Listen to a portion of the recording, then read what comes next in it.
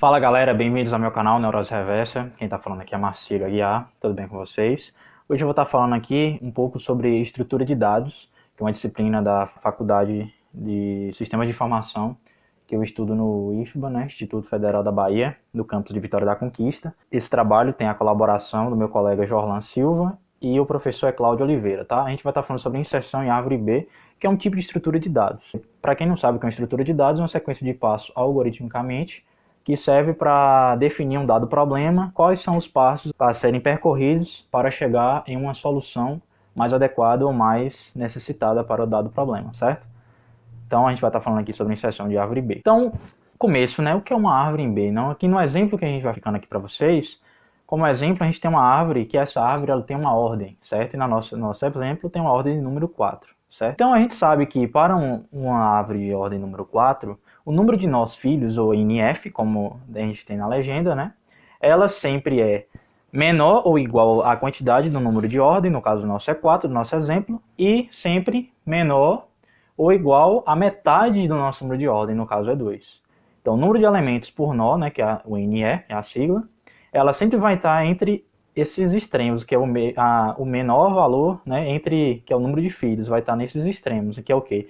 Que é 1 menor ou igual, né, a 1 até menor ou igual a 3, que seria a quantidade de elementos definidos na nossa árvore. Então, a gente vai fazer um exemplo aqui. Vamos pegar essa árvore, né, como foi mencionado, insere a primeira posição, pois a árvore ainda está vazia. Então a gente vai inserir o valor número 15, né, como mostra a figura, já tem o 15 ali na primeira posição da nossa árvore, certo?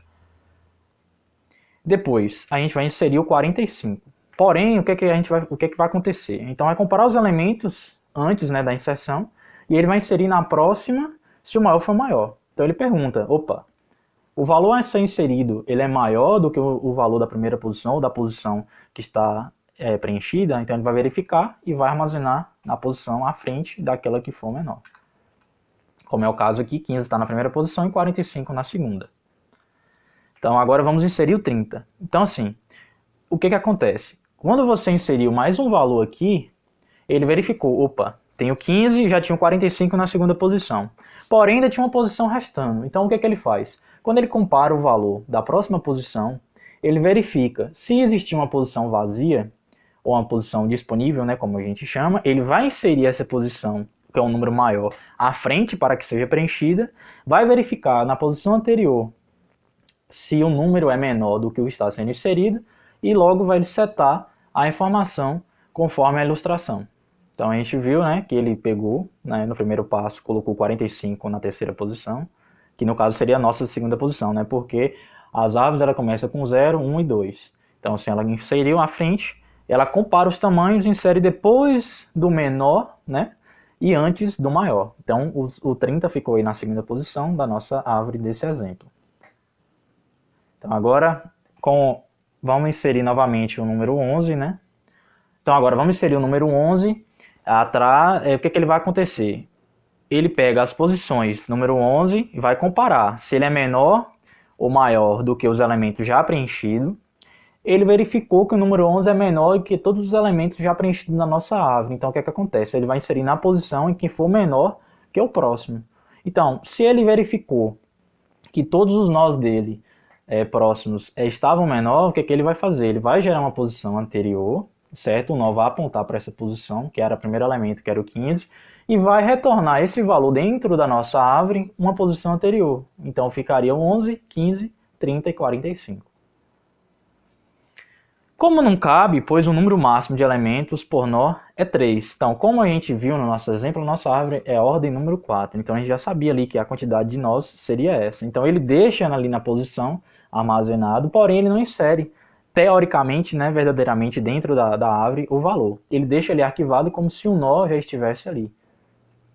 Então, a gente vê o que acontece. Dividimos o nó em 2. Então, como uma ordem nossa já era aquele valor da quantidade de 3, ele dividiu a quantidade. Então, por que a gente teve essa inserção e conseguiu realizar? Fazendo esse procedimento de divisão de árvore, o valor 11 ele agora já é permitido. Porque a partir desse momento, a árvore já partiu em duas extremidades, em que as duas extremidades ainda possuem elementos menores do que a quantidade de 3 posições. Então aqui a gente ainda está inserindo o 11, né? A gente está exemplificando. Então pega-se o maior elemento do meio, no caso é o 30. Como é que funciona essa divisão? A gente pega o 30, né? E coloca-se como raiz. Então o 30 agora ele se tornou a raiz dessa subdivisão da árvore, né? Mas assim, a gente tem que deixar claro que esta raiz não guarda o elemento, ela apenas é uma chave de acesso ao elemento, que permanece na mesma posição. Por que tem essa chave? Porque ele é uma referência para ele entender que teve uma ramificação ali separada, e o 30 agora se torna uma chave. É como se fosse o index ali daquela ramificação. Então, para você fazer um acesso, dado o problema, seria através dessa chave que foi definida no nosso exemplo aqui, que é o número 30. Então, agora como é que a árvore fica? A árvore ficou desse jeito. Então, a gente sabe ali, tem o 11 e o 15, que foi ramificado numa primeira parte, e o 30 e o 45. Porém, o 30, você vê que lá em cima ele fica entre a chave das duas. Então, é o 30 que faz esse controle, porque era o maior número do meio do elemento dessa árvore. Então, quando for fazer uma pesquisa, né, quando o algoritmo for lá e fazer essa pesquisa, os números menores que a chave estarão à esquerda. E os números ou iguais estarão à direita, né? Como exemplo, como vocês estão verificando no exemplo. Então, assim, acrescenta-se um espaço em cada nó para ficar com 3 elementos. Como a nossa árvore, então, o passo anterior que a gente estava demonstrando foi como foi feita essa subdivisão. Agora, a gente está mostrando como que a árvore vai se comportar, porque se ela é a quantidade de 3 elementos, e já teve 2 que foram separados, e já tem a ordem em cima, que é a chave de acesso, que é o 30, então, ela obrigatoriamente coloca mais uma posição em cada ramificação para que fique assim a quantidade correta que foi definida no começo para o nosso exemplo. Então, no fim das contas, né, as folhas formam uma lista encadeada de nós. Então, acabou ficando que, através do 30, que é a nossa chave, ficou as duas ramificações, cada uma, suas folhas formam então uma lista encadeada. Então, assim, uma inserção mais elaborada. Então, com uma árvore um pouco maior, a gente tem, se poder fazer a exemplificação, a gente teria o 30, 45 e 80. Então, assim, conforme foi tendo as ramificações, vocês podem perceber que cada numeração que está sendo apontada para o chaveamento, elas foram feitas ali as ramificações, porém os números que estão na nossa primeira posição, no caso ali tem o 8 e o 80. O 80 ele se tornou o chaveamento da primeira, né, da última, perdão. E o 45 ele se tornou a segunda, mas que estava na primeira posição do nosso elemento. E no caso do 34 e do 15, eles pegaram a ramificação do meio e apontaram para o 30, porque foi onde quebrou o elemento e onde ele se tornou agora a nova chave. Porque como tinha ali 11, 15, 20, 30, 34 e 40, ele tornou o 30 como a nossa chave, separou, permaneceu 30, né, porque preencheu o valor, permaneceu 30 na primeira posição da segunda ramificação e deixou o 15, como era o extremo do meio, como o apontador para aquele próximo elemento. Então vamos inserir um novo elemento nesse nosso exemplo. Vamos inserir o número 17. Então assim, vemos que não cabe, né? Tá claro aí, está vendo que não cabe mais, todas as posições estão preenchidas nesse contexto, pois os 3 elementos estão ocupados.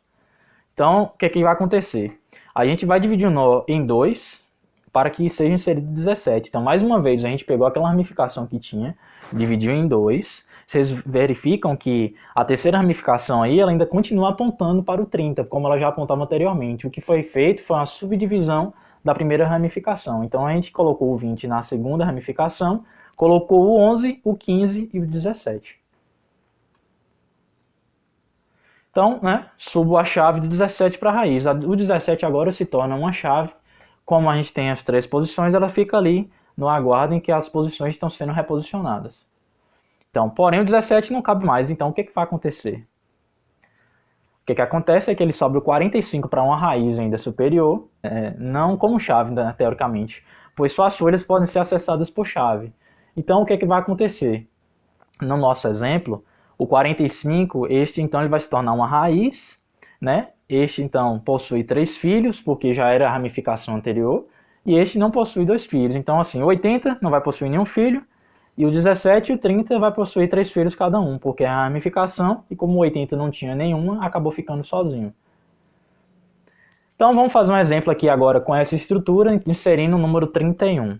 Então, a gente insere o número 31, então a gente vai verificar ali em qual posição daquelas já definidas embaixo, né, sempre nas folhas. Vemos novamente que não vai caber. Então o que é que vai acontecer? Dividimos mais uma vez um nó em 2, certo? Pegamos aquela ramificação 30 ali, 34 e 40. Sobe o 34 como chave de acesso, né? Então se torna sub-raiz ali, que é a chave. Deixa o 80 ali que permanece normal. E por fim a gente tem a nossa árvore B, porque subindo o 40, ela ramificou, deixou a posição 30, 31, apontando para a 30, e a 34 permaneceu a 34 e a 40. A 80 vocês notam que não mexeu mais, as posições também permaneceram a mesma coisa. Essa foi a nossa apresentação. Espero que eu tenha sido um pouco claro com vocês. O assunto é um pouco complexo, parece assim de princípio complexo, mas quando você entende, você pega o código e pratica realmente, essa é uma estrutura muito válida porque ela acaba tornando uma pesquisa mais adequada para casos em que você tem que misturar muitos dados e esses dados eles precisam ser armazenados em posições, em arrays, etc., para ficar mais fácil de o programador, aquele que esteja desenvolvendo, consiga trabalhar de forma melhor a sua lógica para que aquele que esteja recebendo o resultado também possua um retorno esperado, tá? Espero que vocês tenham gostado desse vídeo, deixe o seu like no vídeo se você gostou, se inscreva no canal e até a próxima.